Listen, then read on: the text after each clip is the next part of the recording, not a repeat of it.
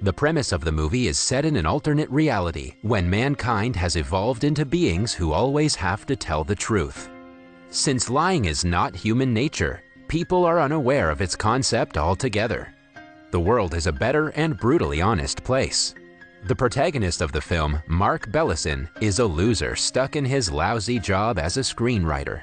He has not achieved any success in life, professionally or personally. Hence, he is nervous because he's about to go on a first date with a girl named Anna. He arrives early to pick her up, which frustrates Anna. She tells him that she was masturbating and asks him to wait while she goes upstairs and continues. While waiting, Mark comments that he's worried the restaurant he chose won't be expensive enough for her. He also adds that he's in his 40s but has no financial assets. Before leaving, Anna bluntly says he's not attractive enough for her. Since Mark has heard such comments his entire life, he just sighs and walks her outside. Both of them don't care if they're being too honest for a first date. It's considered normal because, by their very nature, they always speak their mind. At the restaurant, the waiter is also the same. He notes that Anna is way out of Mark's league and admits he took a sip from their drink. As the couple talks, we find out that Anna has a well-paying executive job and is richer than Mark. She gets a call from her mother and tells her she hates Mark and would never kiss him. Mark hears everything but isn't hurt because this is how a normal date usually goes for him. Before separating, Anna tells him she had a better time than she thought she would. The next day, Mark arrives at his work at the lecture film studio. He's introduced to a crowd of tourists by his colleague, who also announces that Mark is the least successful employee from their studio and will soon be kicked out.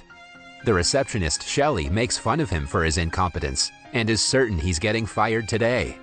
As she had predicted, Mark's boss, Anthony, insults him for his pathetic writing about the Black Plague and fires him.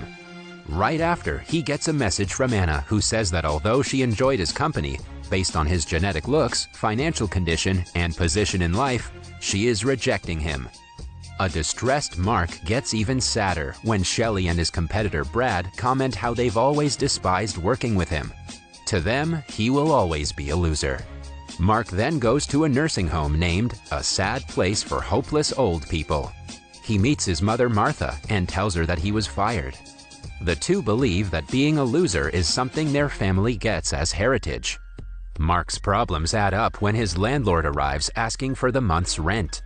After finding out that he has no job, the landlord gives him a day to move out, as he's no longer capable of paying the rent. By the end of the day, Mark is desperate and about to go homeless. He goes to a bank to withdraw everything he has in his account. However, since the system is down, the cashier cannot see how much money he has. Instead, she just asks him, because in a world with no lies, the fear of deception is also absent. Mark only has $300 in the account, but something in him changes and he says that he wants $800. Technically, he didn't lie because he does want that much money, but the cashier thinks he's referring to the money in his account. The system turns back on and she checks it to find out he only has $300. Still, she trusts him more than she trusts the system. In the end, Mark leaves with $800 and a realization that he doesn't always have to tell the truth. Later, he's with his friend Greg at a bar. He tries explaining that he did the opposite of telling the truth, but no one understands him. They're so unfamiliar with the concept that when Mark lies about his name being Doug as an example, they believe that he is actually Doug. He registers that if he's the only person who can lie, everyone else is very gullible. He questions his friend what would he do if he had a chance to do anything in the world. The bartender and Greg both answer that they would sleep with a girl.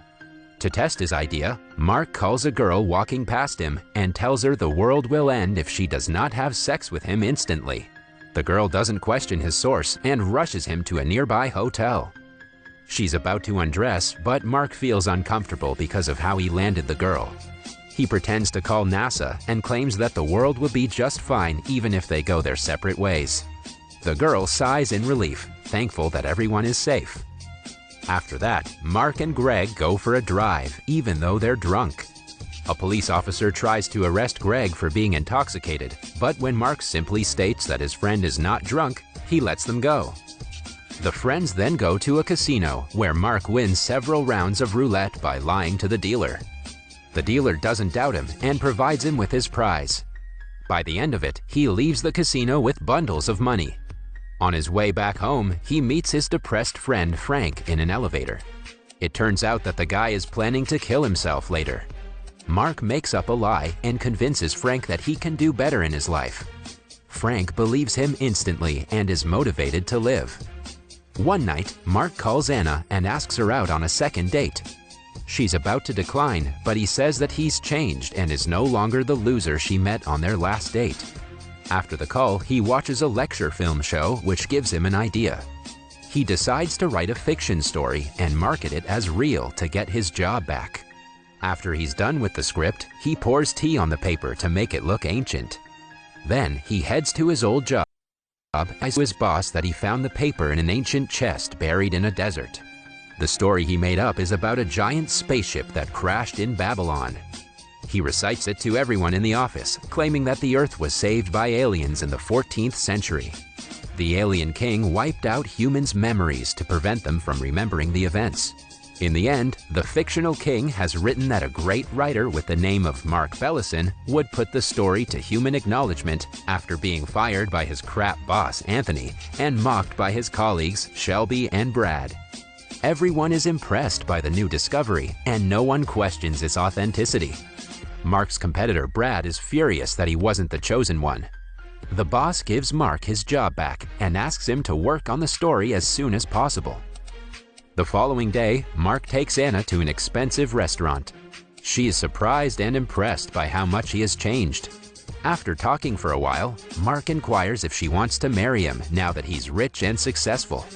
Anna likes him better than she did before, but she rejects him because of his genetic looks, claiming that she doesn't want her kids to have snub noses. Just then, Mark gets a phone call from the nursing home and is told that his mother is about to pass away. He rushes to her and sees her struggling on a hospital bed. Martha is terrified that she's about to die. To make her feel better, he claims that after death, she will reach her favorite place and will be young and juvenile, together with her loved ones. Martha believes him and dies with a smile on her face. The doctor and nurses also hear him and inquire how he knows about the afterlife. Mark doesn't reply and returns home to Anna, heartbroken by his mother's death. The following morning, they wake up beside each other. When Mark drives home, he's shocked to discover a massive crowd gathered in the front. It turns out that his knowledge about the afterlife has made it around town and people are curious to know everything about it. He somehow enters his house and watches the news about himself. Later, Anna meets him and inquires what exactly he said to his mother. He tells her everything, which she believes instantly. Anna wants him to tell the world about his findings because that would help the people who are dying. Mark is a little skeptical, but he agrees to do it. He announces to the crowd that there's a man in the sky who knows everything about everyone. After death, he provides people with mansions, free ice creams, and the company of their loved ones. But he also adds that the people who do bad things at least thrice in their lives will be placed in terrible areas. The crowd is left stunned after finding out the truth. One of the women comes forth and questions how he knew all this. Mark replies that the man in the sky told him personally. The consequences of his words start showing immediately when NASA sends astronauts on a search for the man in the sky. The next day, Mark goes to work and hands the script to his boss. The film is released and it immediately becomes a super hit. In only a week, Mark turns from a loser to the most famous scriptwriter. One day, Mark and Anna are at a park talking about different things. She's started to enjoy his company, apart from his wealth and success. The two are about to kiss, but Anna retreats after imagining kids with snub noses. She confesses her love for him, but cannot give up her dream of having beautiful kids.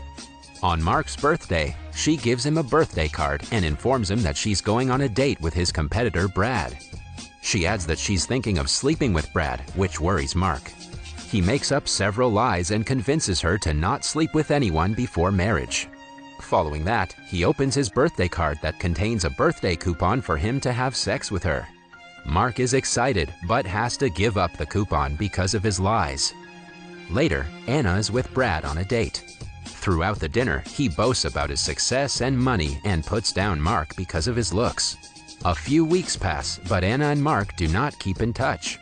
One day, she visits him to see that he's grown his hair and beard. To Mark's dismay, she gives him the invitation card to her and Brad's wedding and asks him to attend it for her. Mark begs her not to marry Brad, but Anna is adamant because she is desperate for the perfect-looking children. On the day of the wedding, Mark shaves and reluctantly goes to the venue only for Anna's happiness. The priest asks the crowd if they offer a better genetic matchup than the bride and groom. Everyone is silent when Mark takes a stand and says that Anna is happier with him. Brad laughs at his claim because Anna wouldn't be standing next to him if she were happier with Mark. He challenges Mark to ask the man in the sky what is best for Anna. Although Mark has the chance to fool everyone and get what he wants, he claims that only Anna knows what is good for her. He's about to walk back home, but Anna stops him and asks him to call the man in the sky. Mark finally confesses that there is no man in the sky. He lied to his mother so she would feel better before her death. A shocked Anna asks him why he didn't use his authority to make her marry him. Mark answers that marrying someone like her with a lie wouldn't be fair. In the end, Anna says that she wants kids with snub noses, and Mark smiles at the comment. In the last scene, the couple is having a meal together with their kid, and Anna is pregnant with their second child. Subscribe for more content like this and hit the like button to help us out.